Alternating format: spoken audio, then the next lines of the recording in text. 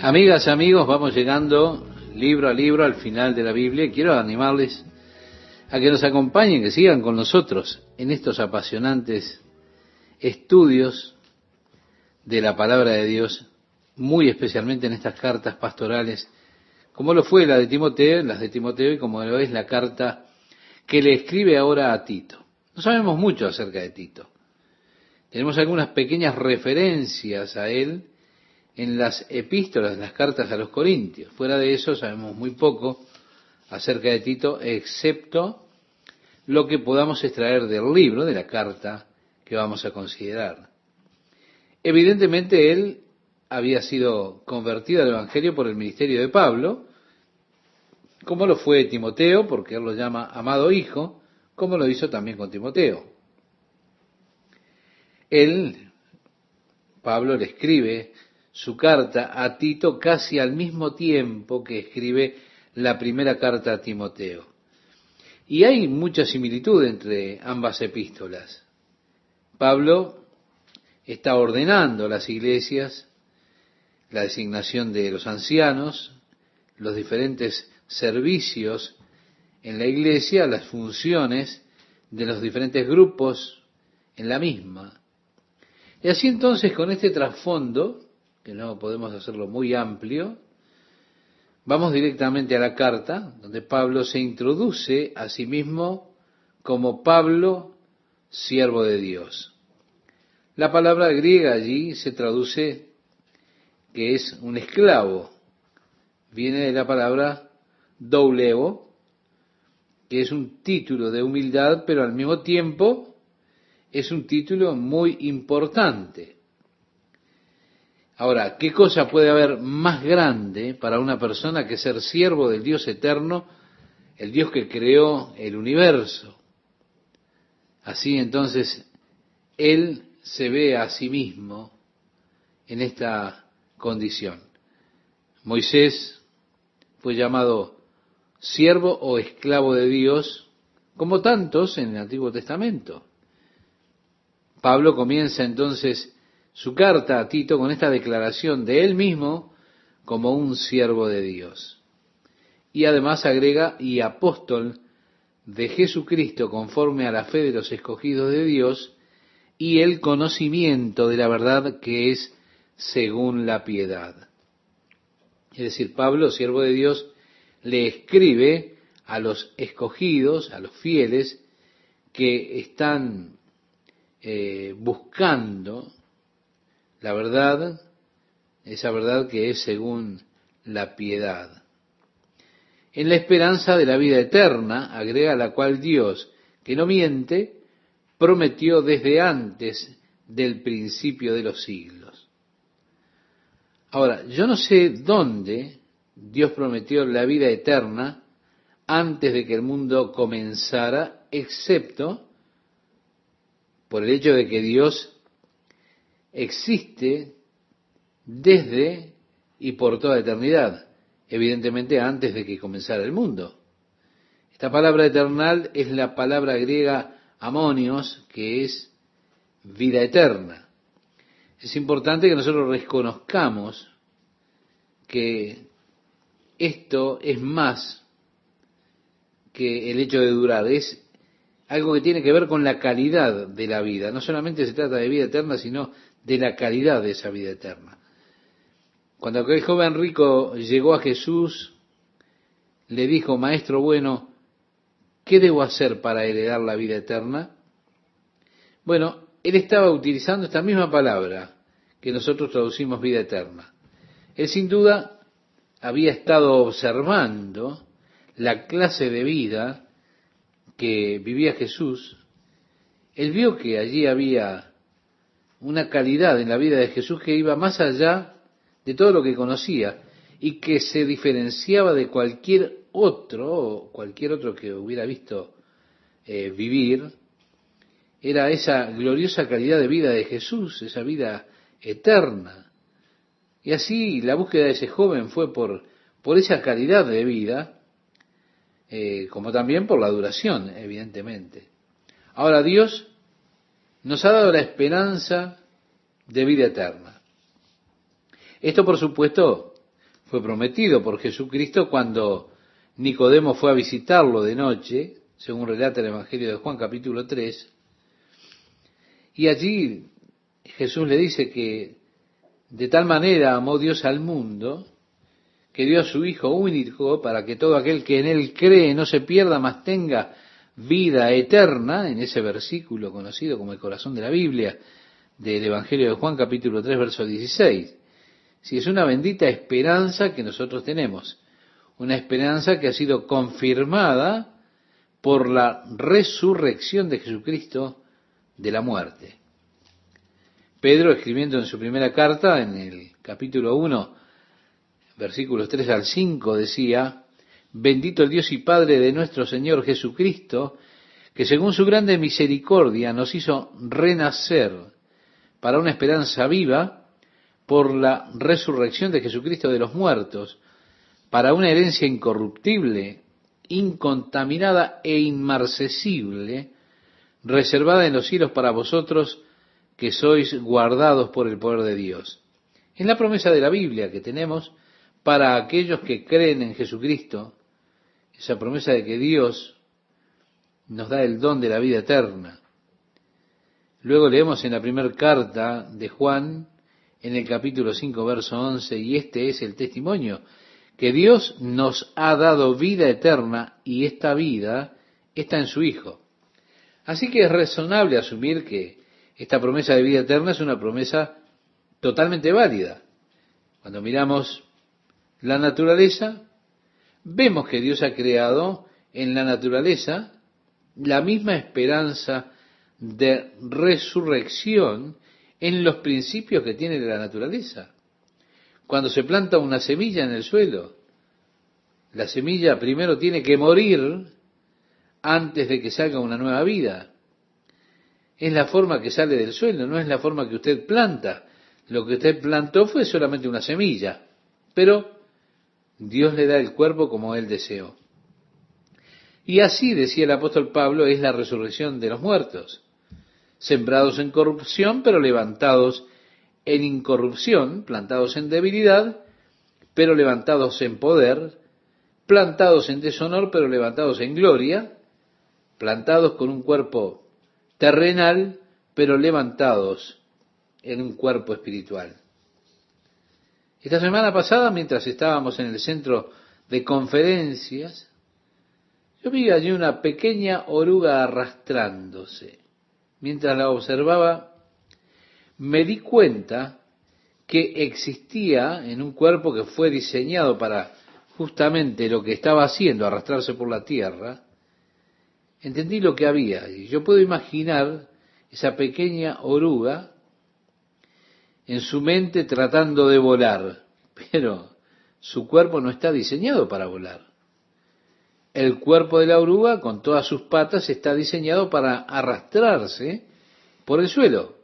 Ahora, un día, esa pequeña oruga trepa por el muro de la casa, empieza a emanar una goma y forma a su alrededor un capullo, y en un tiempo ese capullo comenzará a sacudirse con movimientos fuertes hasta romperse, y allí aparecerán unas hermosas alas de color dorado y negro, y la mariposa atigrada comenzará a volar por el jardín, sobre la cerca, por el campo. ¿Te das cuenta de lo que sucedió? Fue una metamorfosis en la naturaleza, un cambio de cuerpo, en el cual la oruga pasó, estando allí, en un estado, en ese capullo. Ahora, si usted ha tomado durante ese proceso del capullo y lo pincha, lo que va a salir de allí va a ver que sale algo como líquido. Y aún así se forma esa gloriosa mariposa. Usted encuentra entonces allí un cambio de cuerpo, un nuevo cuerpo diseñado para un ambiente totalmente diferente. Ya no es la oruga que se arrastra, sino que ahora es la mariposa que vuela. Dios, cuando hizo nuestros cuerpos, los diseñó para el ambiente del planeta Tierra. Es razonable creer que si Dios pone de manifiesto la resurrección en una semilla hacia una hermosa flor, esa semilla que murió, que germinó y murió, si Dios puede cambiar a una oruga en una mariposa y darle un cuerpo para un ambiente totalmente diferente, entonces es el mismo Dios que puede darnos un cuerpo adaptado para un ambiente totalmente nuevo, el ambiente celestial. Eso es exactamente lo que nos enseña la Biblia. Así como nosotros hemos nacido para vivir en la tierra y somos terrenales, luego llevaremos la imagen de los cielos, porque Dios ha hecho este cuerpo para la tierra, y sabemos que cuando este tabernáculo terrenal, nuestro cuerpo, se disuelva, nosotros tendremos un edificio de Dios que no es hecho de manos, sino que es eterno en los cielos. Así que, porque asimismo lo que estamos en este tabernáculo, escribía Pablo a los Corintios, gemimos con angustia porque no quisiéramos ser desnudados, sino revestidos para que lo mortal sea absorbido por la vida. En su segunda carta a los Corintios, en el capítulo 5, versículo 4, estimado oyente, usted puede después cotejarlo. Así que la Biblia enseña que para el Hijo de Dios no existe la muerte. Solamente se producirá en cuanto al cuerpo una metamorfosis, un cambio de cuerpo cuando nos mudemos de esta tienda que se desgasta, se deshace, a la casa eterna. Sí, la esperanza de la vida eterna, un edificio de Dios no hecho de manos, eterno en los cielos, ese nuevo cuerpo que Dios ha preparado para mí, simplemente por mi fe, por creer y confiar en Jesucristo. ¡Qué regalo glorioso! ¡Qué esperanza gloriosa tenemos los cristianos!, ¿verdad? Ahora, fuera de Jesucristo, yo no conozco verdadera esperanza más allá de esta vida. En este periodo de unos cuantos años que llevo, no he conocido fuera de la esperanza del cristiano otra esperanza verdadera más allá de esta vida. Pablo decía, si nuestra esperanza estuviera en Cristo solo en este mundo, seríamos miserables, amigos. Si yo pensara, hey, esto es todo, todos los propósitos y todo lo demás se consuman ahora en este periodo, y miro alrededor, digo, bueno, estoy viendo lo mejor de Dios, yo pensaría, soy un miserable. Pero no, yo tengo una esperanza que me sustenta, que me mantiene en pie, andando, aun cuando llegan los momentos de oscuridad. Tengo una esperanza que me sustenta cuando las cosas van en contra y cuando me siento desalentado. Está esa esperanza que me mantiene vivo, una esperanza vital, importante para la existencia, para mantenerlo a uno en marcha. Es asombroso cómo esta esperanza lo puede mantener a uno en marcha. Si la esperanza que un día este cuerpo será transformado, que un día también este cuerpo tendrá la vida eterna. Mencionamos antes los experimentos hechos con las ratas noruegas, y hay allí algunas moralejas. Ellos las colocan en unos cubos, echan agua constantemente para que no puedan flotar, y las ratas se ahogan en un promedio de 17 minutos. Entonces, con un grupo experimental, cuando ellas están a punto de ahogarse, ellos sacan algunas de las ratas, las sacan del cubo, las secan, las colocan nuevamente en sus jaulas, las alimentan y las dejan que vivan una vida normal nuevamente. Más adelante, luego, que ya se recuperaron totalmente, que ya tienen recuperada su salud, las colocan en el cubo bajo las mismas condiciones. Esas ratas que duraban un promedio de 17 minutos, ahora fueron capaces de sobrevivir por 37 horas.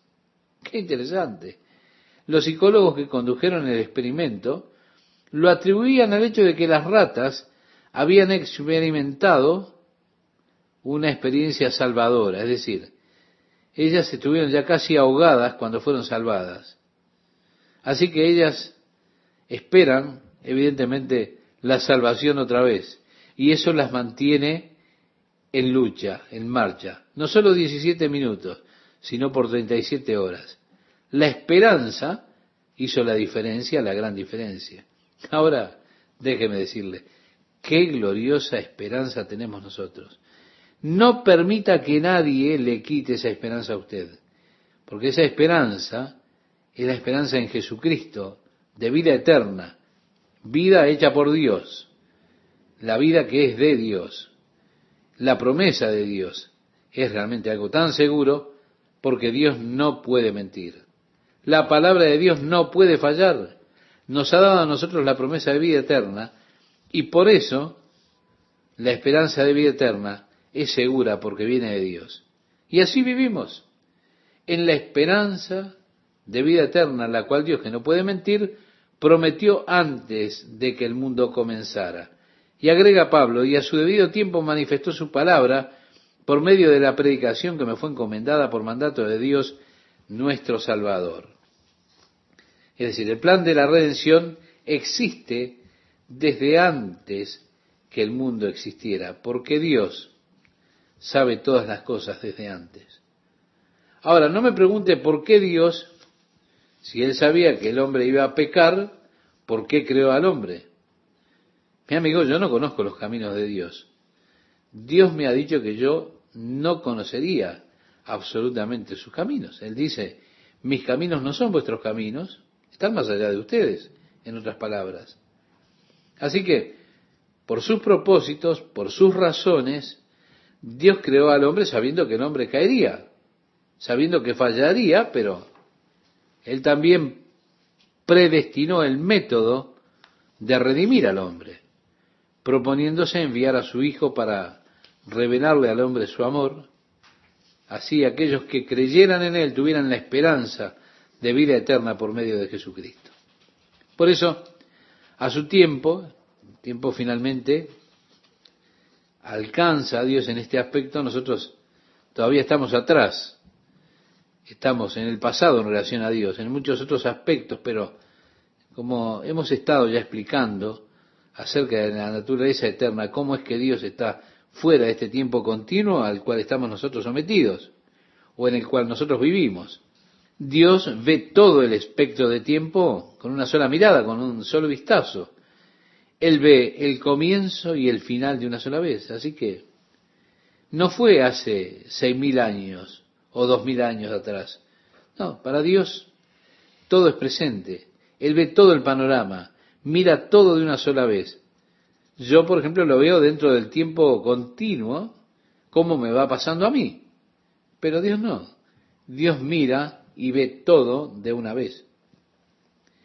Y así este plan de la vida eterna, el plan de la redención, existía desde antes que el mundo comenzara, aunque a su tiempo Dios lo hizo conocer al hombre. Pablo dice, la predicación que me fue encomendada por mandato de Dios nuestro Salvador. Él ahora está dirigiendo la carta a Tito, verdadero hijo en la común fe, gracia, misericordia y paz. Decíamos, como con la epístola a Timoteo, también en este caso él incluye la misericordia con la gracia y la paz, que son el saludo común del apóstol Pablo. Y agrega, de Dios Padre y del Señor Jesucristo nuestro Salvador.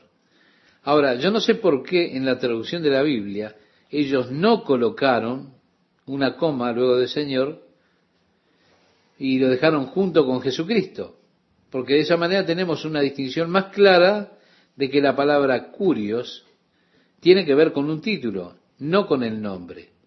Muchas veces pensamos en esto como su nombre, pero no es su nombre. No, es su título. Señor es su título, por el cual damos a entender la relación que tenemos con Él, porque si Él es el Señor, entonces nosotros somos siervos. Si yo le llamo a Él Señor, la relación inmediata conmigo es que yo soy su siervo, su esclavo.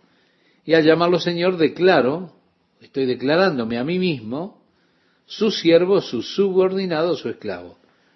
Por esto es que Jesús dice, ¿por qué me llamáis Señor, Señor, y no hacéis lo que yo os mando? También dijo, muchos vendrán en aquel día diciendo, Señor, Señor, pero Él les dirá, yo no los conozco. Sí, muchas personas utilizan este título como si fuera un nombre, y por eso no comprenden realmente el significado del título. el Señor. Ese es su título. Su nombre es Jesús. Como le dijo el ángel a María, según relata el Evangelio de Mateo, capítulo 1, verso 21, y llamará su nombre Jesús, porque él salvará a su pueblo de sus pecados. Sí, Cristo tiene que ver con su misión. Él es el Mesías, el Salvador. Esa era su misión. Pero su nombre es Jesús y su título para mí es Señor. Por eso a mí me gusta hacer una pausa y decir, el Señor Jesucristo. Y ponerlo separado del nombre, distinguiéndole allí esa condición de título a la palabra Señor. ¿Qué tal, amigas, amigos? ¿Cómo están? Otra vez con ustedes compartiendo este apasionante estudio de la Biblia, versículo a versículo. Filemón. Filemón fue escrita esta carta por Pablo, el apóstol Pablo, a un hombre que, valga la redundancia, su nombre era Filemón y que vivía en Colosas. Fue escrita al mismo tiempo que el apóstol Pablo escribió su carta a los colosenses, a la iglesia en Colosas. Cuando el apóstol escribe esta epístola a los colosenses, hace mención que estaba enviando la carta con Tíquico y también Onésimo, que era uno de ellos mismos. Estaría llegando con Tíquico y allí llegaría con ellos la epístola. La carta a Filemón incluye a este hombre Onésimo. Onésimo fue en un tiempo esclavo de Filemón, que evidentemente le había robado dinero y se había ido, había huido. Ahora Pablo está tratando de regresarlo a Filemón junto con esta carta en la cual el apóstol intercede por Onésimo para que Filemón lo reciba no ya como esclavo, sino como un hermano en Cristo. Así que esta es una de las cartas que escribe Pablo desde la prisión. En esta carta Pablo no solo le pide a Filemón que tenga misericordia de Onésimo, sino que también le esté preparando un lugar a él, a Pablo, para quedarse allí, porque Pablo esperaba ser librado de la prisión pronto. ¿Cómo fue librado de la prisión?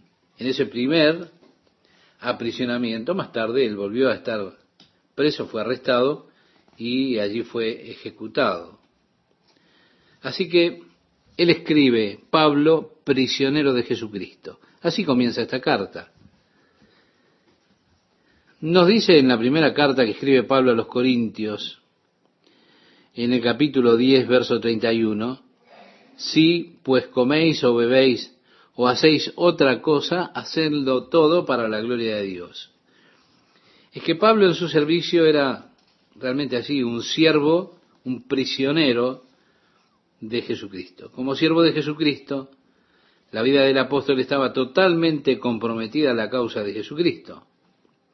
Así que, sea lo que fuese que aconteciera con el apóstol, él no lo tomaba como algo personal, sino como algo que tenía que ver con el Señor y su causa.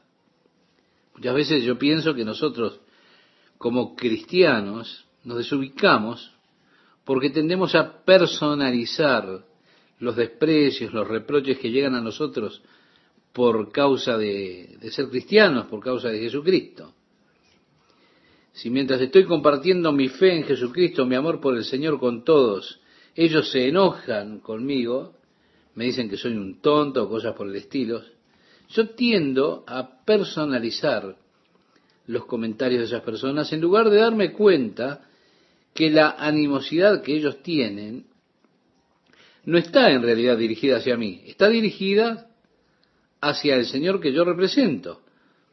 Por eso creo que es importante que nosotros realicemos la distinción, esta distinción en nuestra mente, de manera tal que con frecuencia el reproche que tomamos hacia nosotros lo tomemos en cuanto a Cristo.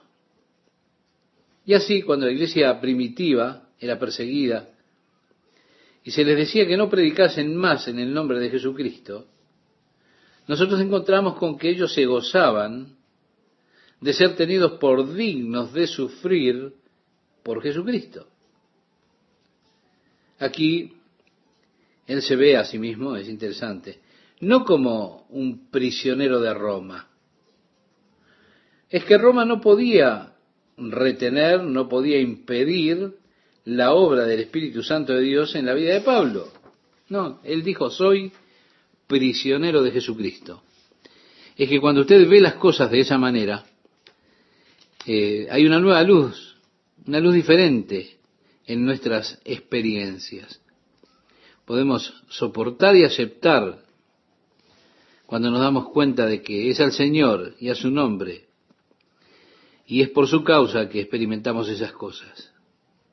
El apóstol Pablo, cuando le hablaba a los ancianos de Éfeso, allí en Mileto, en la playa, él habló con ellos de cómo fue que él estuvo sirviendo al Señor con ellos, y cuánto necesitamos darnos cuenta que el Señor es nuestro amo, que estamos a su servicio. Lo que sea que nos pase, que nos suceda por su causa y por causa de su gloria, que verdaderamente nos demos cuenta que somos sus siervos y por lo tanto los resultados de nuestros servicios también son los resultados del servicio al Señor. Así que somos, o decía el apóstol Pablo, soy un prisionero de Jesucristo. Y así comienza. Y agrega, y el hermano Timoteo. Cuando Pablo escribió la carta a los colosenses, también une el nombre de Timoteo con el de él propio, porque Timoteo era bien conocido en la iglesia de Colosas. Él había estado allí con Pablo ministrando. Es interesante que tenemos completa la carta. Está Marcos, Aristarco, Demas, Lucas. Pablo decía, mis colaboradores. Estos son los mismos que Pablo se une a ellos en la salutación de la carta a la iglesia en Colosas. Así que sabemos que ambas fueron escritas por el mismo tiempo. Porque el tiempo en que Pablo escribió su segunda carta a Timoteo fue en su segundo aprisionamiento, donde Pablo dice, todos me abandonaron, y habla allí de los que están en Asia, de los cuales son Figelo y Hermógenes. Ya lo hemos considerado en nuestro estudio. Dice también, Demas me ha desamparado amando este mundo, entre otros, ¿verdad? Así que aquí, con esta carta, o con esa carta que escribió a la iglesia en Colosas, el mismo nombre de Pablo acompaña esos otros nombres. Al final de la salutación está unido en esta epístola a Filemón. Comienza entonces uniendo a Timoteo al escribir esta carta. Al final, en la salutación, también se une a los mismos que lo vemos unido en la carta que escribe la iglesia en Colosas. Así que escribe al amado Filemón, colaborador nuestro, y a la amada hermana Apia. Ahora, esta hermana probablemente fuera la esposa de Filemón, porque Apia es un nombre femenino, que probablemente fuera la esposa de Filemón, a quien Pablo está también saludando al comienzo de esta carta. Luego dice, y a Arquipo. Hay algunos comentarios que sugieren que Arquipo era hijo de Filemón y que estaba en el ministerio. Pablo habla de Arquipo como nuestro compañero de milicia. Esta era una frase que él estaba usando acerca de los que estaban en el ministerio del Evangelio. Por eso, saludando probablemente a la casa de Filemón, a su esposa y su hijo Arquipo, su esposa Apia y su hijo Arquipo. Es lo que piensan algunos. Luego dice, y a la iglesia que está en tu casa. Al menos Filemón tuvo un estudio hogareño de la Biblia allá en la ciudad de Colosas. Y por supuesto, hubo una carta que fue enviada a toda la iglesia de Colosas, pero Pablo aquí saluda a la iglesia que está en tu casa. La palabra aquí es eclesía, que significa la asamblea de los que están congregados en tu casa.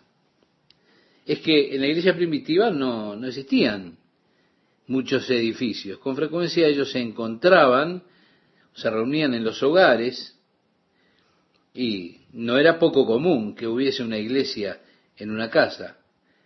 La iglesia en ella misma estaba constituida por 2, 3 personas que se congregaban en el nombre de Jesús. Y Jesús dijo que él habría de honrar aún esa reunión pequeña, porque él dijo en el Evangelio de Mateo, capítulo 18, verso 20, donde están congregados 2 o 3 en mi nombre, allí estoy yo en medio de ellos. Bien, Filemón tenía en su casa, había una iglesia o una comunidad, un estudio bíblico en su propia casa.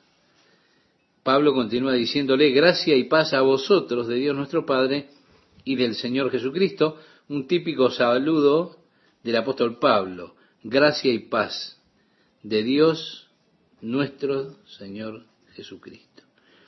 Luego dice, doy gracias a mi Dios haciendo siempre memoria de ti en mis oraciones. Sí, siempre hacemos énfasis en esto, que los hombres que Dios usa son hombres de oración, entre otras cosas. Y es interesante con cuánta frecuencia el apóstol Pablo hace referencia a su vida propia personal de oración. Porque cada una de las epístolas, en cada una, él menciona que está orando por ellos continuamente. En algunas de ellas dice que está intercediendo por ellos día y noche. Es que la vida de Pablo era una vida de oración, constante oración, porque Pablo se dio cuenta que había poder de Dios en la oración. Usted verá aquí que estaba Pablo aprisionado en Roma. Él está sentado allí, como se cree, en la prisión mamertina, encadenado a un guardia romano, y Roma no podía detener el testimonio de Jesucristo, porque Pablo, por medio de la oración, continuaba la obra de Dios en todas las iglesias que él había establecido, orando así por ellos. Usted verá la cosa interesante acerca de la vida de oración es que no está atada esa vida a la localidad como lo está el servicio. Pensamos que servir al Señor es probablemente una de las cosas más importantes que podemos realizar. Más importante que el servicio, mi amigo, mi amiga, es la oración. Porque hay ocasiones cuando a través de las circunstancias que se descontrolan, nuestro servicio se limita o se puede ver limitado. Como en el caso de Pablo, usted quizás está sentado allí en una celda, está encadenado a un guardia romano, su servicio es bastante restringido, pero no podían restringir el poder de la vida de oración de Pablo. Así que él estaba allí, continuando en ese ejercicio muy dinámico y poderoso de la oración, porque por medio de la oración él iba alrededor de varias iglesias, varios individuos mencionados en ellas por nombre, y aquí está hablando de cómo él entonces hacía su obra de oración por las iglesias y también ahora por Filemón, que lo menciona siempre en sus oraciones. Pablo no tenía duda. Él tenía una lista de oración muy extensa. Él oraba por todas las iglesias específicamente. Después oraba por los líderes de las iglesias, por cada uno, por nombre, sosteniéndoles en oración delante del Señor. Así que ese tremendo poder estaba allí cuando estaba sentado en la cárcel, Él no podía ir físicamente, pero iba en oración por las provincias de Asia, Grecia, de regreso a Jerusalén, y haciendo una obra para Dios por la oración mientras estaba confinado en aquella prisión. Fue allí que Pablo dijo, porque oigo del amor y de la fe que tienes hacia el Señor Jesús y para con todos los santos. Vemos, Filemón era un hermano, bendito hermano en Cristo, uno por los cuales Pablo daba gracias a Dios por haber escuchado el amor que tenía Filemón y la fe que era demostrada hacia todos los santos, la comunicación de su fe. En el siguiente versículo el apóstol Pablo habla de la comunicación de su fe, que es la fe en acción. Sí, él demostró su fe a la iglesia por lo que hizo por la iglesia y lo que dio por aquellos que estaban en la iglesia, los que tenían necesidad. Santiago decía en su carta, en el capítulo 2, verso 18, alguno dirá, tú tienes fe y yo tengo obras. Muéstrame tu fe sin tus obras y yo te mostraré mi fe por mis obras. Por eso Pablo habla acerca de la fe de Filemón, esa fe que tiene y que de hecho está probada o se demostraba en el hecho de que él compartía con la iglesia. Sí, la palabra que se traduce participación es la palabra griega koinonía, que significa comunión o comunidad, de compartir lo que uno tiene con los otros, el intercambio mutuo. Ahora, Filemón probablemente era un hombre muy adinerado. Él estaba dispuesto a compartir lo que tenía con otros que no tenían, por lo tanto, eso era una demostración de su fe verdadera. Le escribe Pablo en el verso 6, para que la participación de tu fe, o la koinonía, la comunidad en la que se comparte, sea eficaz en el conocimiento de todo el bien que está en vosotros por Cristo Jesús. La obra de Jesucristo dentro de su vida era demostrada por las obras de su vida, la vida de amor, la vida de compartir con aquellos que estaban con él dentro del cuerpo de Cristo, que es la iglesia. Y ahora el apóstol Pablo llega al asunto que lo preocupa, Onésimo. Y dice, pues tenemos gran gozo y consolación en tu amor, porque por ti, oh hermano, han sido confortados los corazones de los santos. Pablo se está regocijando verdaderamente en el testimonio de la vida de Filemón, en la obra que Dios hizo dentro de su vida y que estaba siendo demostrada esa obra por medio de las obras que hacía Filemón. Y agrega, por lo cual, aunque tengo mucha libertad en Cristo para mandarte lo que conviene, más bien te ruego por amor. Sí, Pablo era apóstol, tenía autoridad como apóstol para encarecerle o ordenar hacer una cosa en particular a un creyente. Y aunque Pablo dijo, puedo mandarte algo, él nunca le ordenó hacer nada. No te voy a ordenar, te voy a implorar, te estoy suplicando, hermano. Jesús dijo a sus discípulos que los gentiles amaban ejercer dominio sobre las demás personas. Amaban gobernar a las personas, mostrarles su autoridad. Pero dijo además que no sería así entre ellos, entre los discípulos del Señor. Porque cualquiera que quisiera ser el principal entre ustedes, le decía el Señor, será el siervo de todos. Y aquí está Pablo. Como apóstol él tiene autoridad. Pero en lugar de venir con esa autoridad y decir, bueno, Filemón, esto es lo que te mando a hacer, Pablo dice, te suplico, Filemón. Apelando verdaderamente al amor que sabe que Filemón tiene, a la compasión que este hombre ha demostrado. Y cuánto mejor es cuando alguien viene apelando a la más alta naturaleza del amor. Ahora, hay quienes no son movidos mucho por el amor. Así que la Biblia dice, tiene que salvar a algunos por temor. Por supuesto, algunos predicadores toman esta escritura de memoria y ponen a la gente al borde del abismo, al borde del infierno todos los domingos, a ver si pueden salvar a algunos por temor. Pero no hay escrituras que digan, no debes darte cuenta de que es su benignidad que guía al arrepentimiento. Por supuesto. Hay en Romanos capítulo 2, versículo 4, una palabra muy certera en cuanto a esto. Sí, algunos son salvos por temor, pero como base de la motivación. Porque el apóstol Pablo dijo, es el amor, no el temor, el amor de Cristo el que nos constriñe.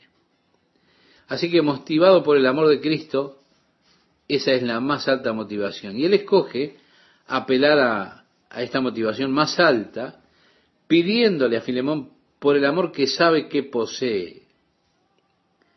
Por lo tanto, aunque podría ser muy íntegro en Cristo para ordenarle hacer esto, con todo, por causa del amor que sabe que posee Filemón, le dice, por lo cual, aunque tengo mucha libertad en Cristo para mandarte lo que conviene, más bien te ruego por amor, siendo como soy Pablo, ya anciano.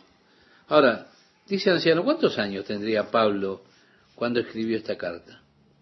Probablemente fue escrita al final de la década, la primera década de los 50, o a principio de la década del 60 de nuestra era.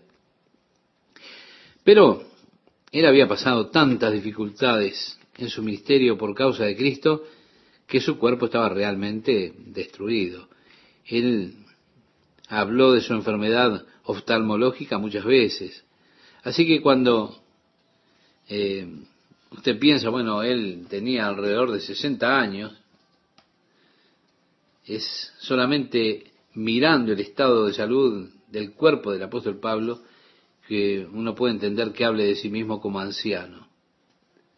Dice, y ahora además de anciano, prisionero de Jesucristo. Reitero, no reconociéndose a sí mismo como un prisionero de Roma, no.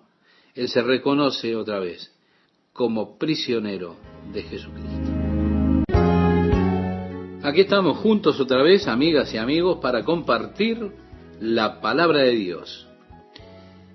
El versículo 5 dice, por esta causa te dejé en Creta para que corrigieses lo deficiente y establecieses ancianos en cada ciudad, así como yo te mandé. Bien, Creta tenía una reputación muy mala. Las personas de Creta eran conocidas por la inescrupulosidad que tenían. Había en los tiempos antiguos lo que ellos llamaban las 3 C malvadas. Es decir, una C correspondía a los cretenses, otra a los sicilianos y otra a los capadocios. Pero los peores de todos, decían ellos que eran los cretenses.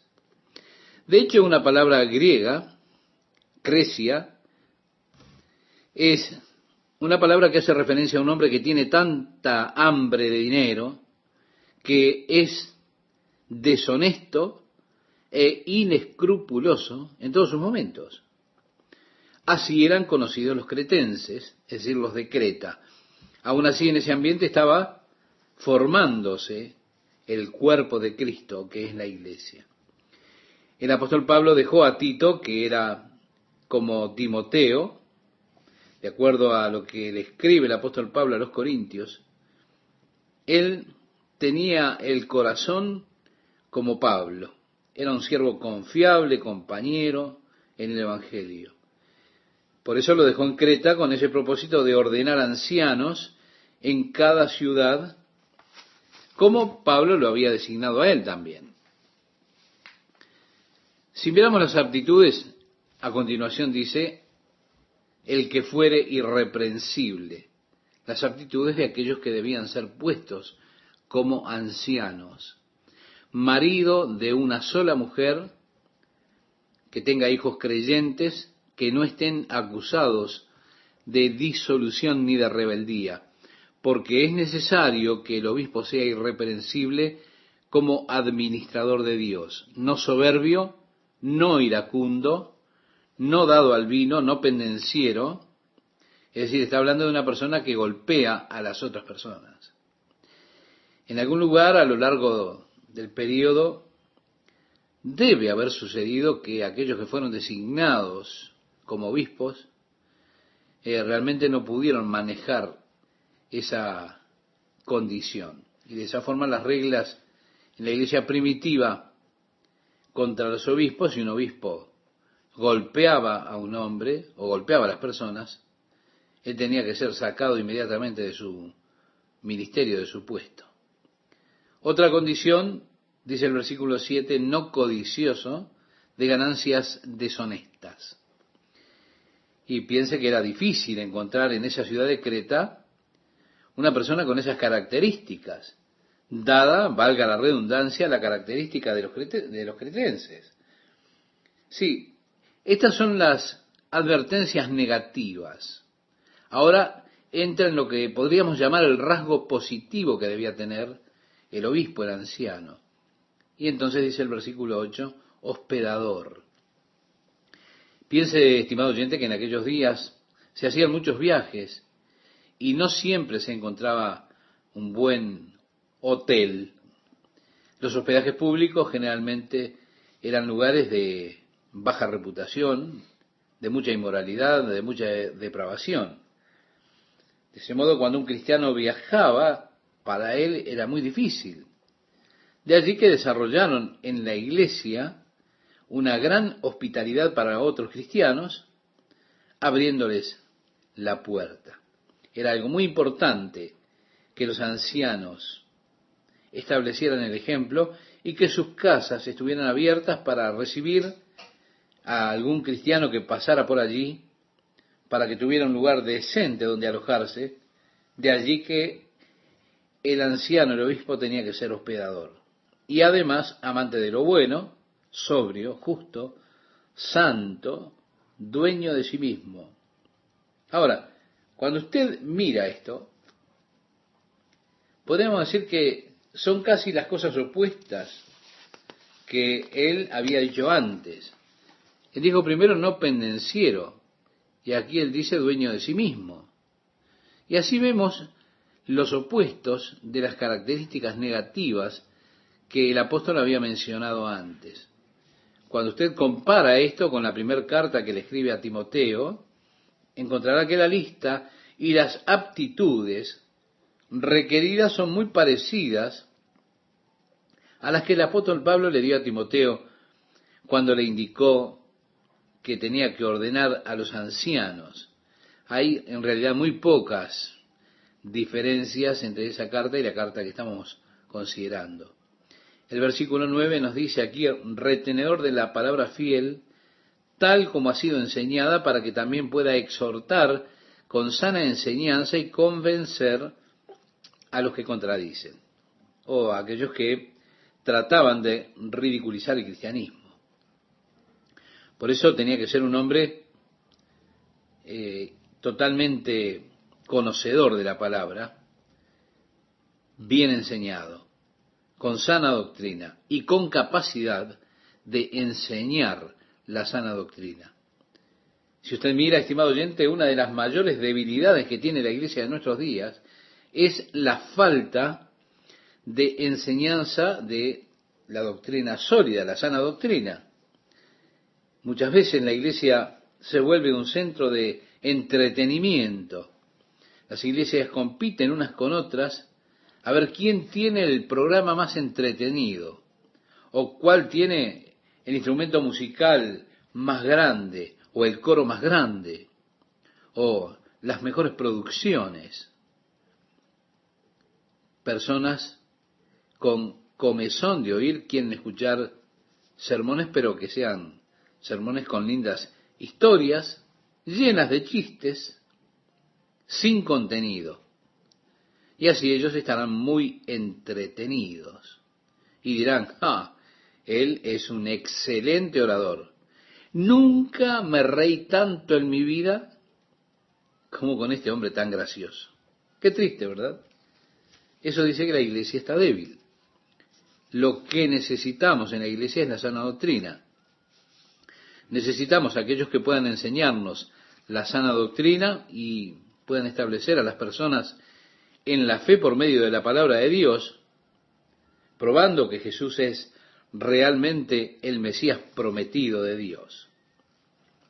Seguimos leyendo y dice, para que también pueda exhortar con sana enseñanza y convencer a los que contradicen, porque hay aún muchos contumaces, habladores de vanidades y engañadores, mayormente los de la circuncisión, es decir, los judaizantes, aquellos que estaban a salvo dentro de los rangos de los judíos.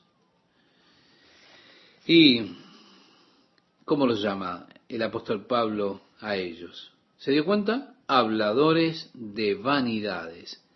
Es decir, no tiene contenido ninguno el mensaje que ellos dan. Son engañadores. Y agrega además el apóstol, a los cuales es preciso tapar la boca, que trastornan casas enteras, enseñando por ganancia deshonesta lo que no conviene. Sí, hombres que están en el ministerio por el beneficio que obtienen, por la ganancia financiera, deseando decir las cosas que las personas quieren escuchar, para que de esa forma ellos puedan vivir con un estilo lujoso de vida, sí, ese estilo que ellos quieren. Luego dice el apóstol, uno de ellos, su propio profeta, dijo, los cretenses, siempre mentirosos, malas bestias, glotones ociosos. ¿Se da cuenta? Decía, este testimonio es cierto. Ahora, podríamos preguntarnos, ¿qué está diciendo el apóstol aquí? ¿Que esto es cierto? ¿Es cierto esto de los cretenses? ¿Ellos siempre son mentirosos, malas bestias, glotones ociosos? Bueno, en cuanto a los cretenses, eso era bastante cierto. Muchos de ellos, claro, las generalizaciones nunca son exactas. Usted no puede decir todos los cretenses. No se puede generalizar. Pero sí, es cierto que muchos de ellos lo eran. Cuando Pablo dice, este es un verdadero testimonio, lo que él está diciendo, que él sabía que algunos, de hecho, decían eso. Uno de los profetas de ellos estaba hablando de los cretenses. Decían eso y dice, este testimonio es verdadero, por tanto, repréndelos duramente.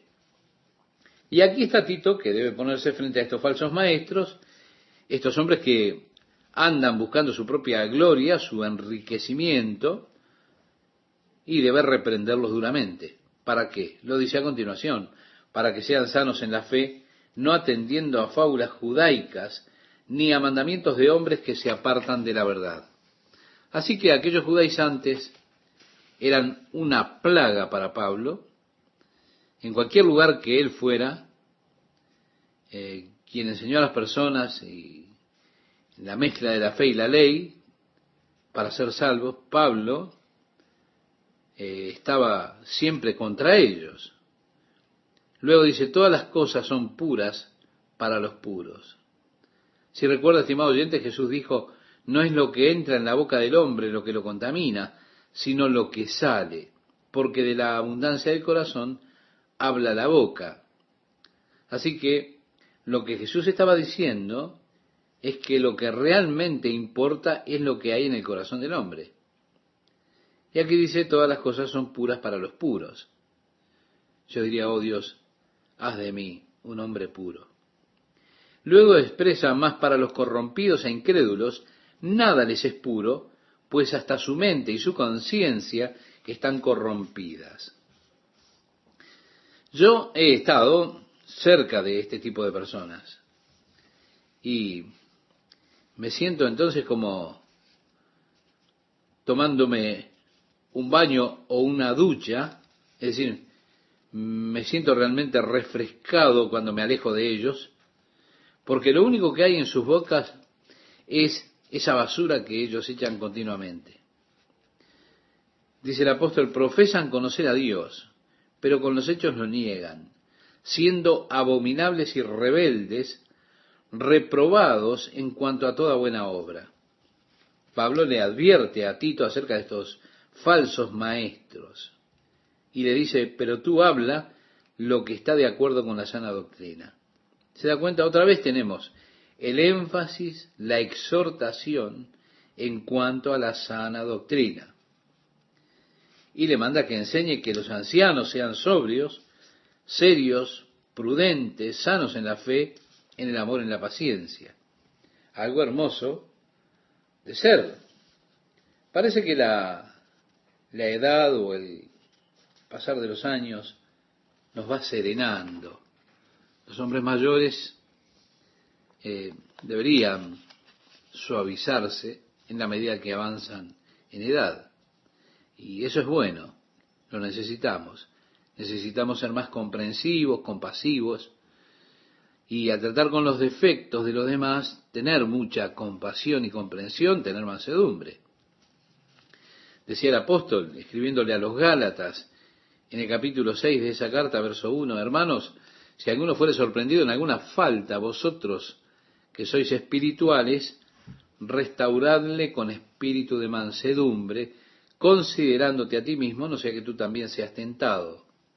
Es que las personas más jóvenes tienden a ser más duras, más severas, porque todavía no experimentaron esas cosas de la vida que evidentemente llegan y son duras. Y bueno, está esa naturaleza que tiene la tendencia en la juventud a que seamos más duros, y después, con el vivir esas experiencias, la persona se va volviendo más sensible. Y así los ancianos, que sean sanos en la fe, en amor y paciencia. Luego dice, las ancianas asimismo sean reverentes en su porte, no calumniadoras, no esclavas del vino, maestras del bien, que enseñen a las mujeres jóvenes a amar a sus maridos y a sus hijos. Si usted recuerda, estimado oyente, lo hemos mencionado en aquella cultura donde la mayoría de las mujeres permanecían en sus habitaciones y no se mezclaban socialmente. Iban al mercado público acompañadas, nunca solas. Había, de hecho, muy poco para que las mujeres pudieran hacer. La vida era bastante pesada. De allí que prevaleciera mucho el alcoholismo entre las mujeres, porque ellas buscaban de alguna manera escapar de esa vida pesada. Por eso está este énfasis sobre que sean sobrias, que amen a sus esposos y amen a sus hijos. Oh Dios, necesitamos este tipo de maestras en este tiempo, en el día de hoy, cuando toda nuestra cultura presiona a las mujeres para que encuentren una carrera, que hagan su camino en el mundo. ¿Para qué estar en la casa? ¿Para qué dedicar la vida a los hijos? No, póngalos en un lugar que los cuiden y usted vaya y busque su lugar en el mundo, haga su vida, su carrera. ¿Se da cuenta cómo necesitamos a aquellas mujeres que enseñen a las más jóvenes cómo amar a sus esposos, cómo amar a sus hijos, cómo criarlos? Dice aquí, a ser prudentes, castas, cuidadosas de su casa, buenas, sujetas a sus maridos, para que la palabra de Dios no sea blasfemada. Uno de los productos derivados más tristes del fracaso de un cristiano es que le da ocasión a los enemigos de Dios para que encuentren defectos en el cristianismo y eso sea un motivo de blasfemar a Dios. Cuando miramos al Antiguo Testamento, David había cometido su pecado con Betsabé y Natán lo viene a reprender y le dice, has hecho que los enemigos del Señor blasfemen. Les has dado una causa para blasfemar a Dios. Tenemos que ser cuidadosos de nuestras vidas, la forma en que vivimos, para que por nuestras acciones no blasfemen a Dios, que vivamos una vida pura, casta, discreta. Así los enemigos de Dios no tendrán ocasión de blasfemar el nombre de Jesús por nuestra culpa. Y así se supone que el cristiano debe ser diferente. Y dirán, él es cristiano, mírenlo. Ahora, quizás digan, si eso es el cristianismo, entonces bla, bla, bla. ¿Se da cuenta? Usted hace que los enemigos de Dios blasfemen el nombre de Jesucristo. Oh Dios, ayúdanos a no hacer esto. En el capítulo 2, versículos 6 y 7, vamos a leer, dice, exhorta asimismo a los jóvenes a que sean prudentes, presentándote tú en todo como ejemplo de buenas obras. Es decir, Pablo le estaba recomendando a Tito, no solamente se trata de que se lo digas a ellos, tú mismo sé un ejemplo. Eso es lo que le dijo también a Timoteo, sé ejemplo de los creyentes. El apóstol Pablo, cuando estaba hablándole a los ancianos de Éfeso, en su última visita que se registra en el libro de los Hechos, en el capítulo 20, él lo citó allí en Mileto y les dijo, ustedes saben que durante los 3 años que estuve con ustedes noche y día mostrándoles y enseñándoles. Mi amigo, mi amiga, él no estuvo solamente enseñando preceptos, sino que el apóstol también estuvo demostrando el estilo de vida que él tenía. Y así le dice ahora a Tito, mira Tito, que tu vida sea la demostración de lo que dices. Muestra, Tito, muestra. Vive delante de ellos esa clase de vida. Enséñales que deben ser sobrios, pero en todas las cosas da tú el ejemplo. Establece tú el patrón para ellos. El patrón por medio de las buenas obras. El verso 8 dice, en la enseñanza mostrando integridad, seriedad, palabra sana e irreprochable, de modo que el adversario se avergüence y no tenga nada malo que decir de vosotros. Ahora, hay personas que de todas maneras van a decir cosas malas acerca de usted por el simple hecho de que usted es un cristiano, y eso a ellos no les agrada. No les agrada para nada, los pone mal. Pero de todas maneras, usted no les dé a ellos la oportunidad de hablar cosas malas, sino, estimado oyente, viva una vida de compromiso con Jesucristo, una vida de dedicación a la obra del Señor.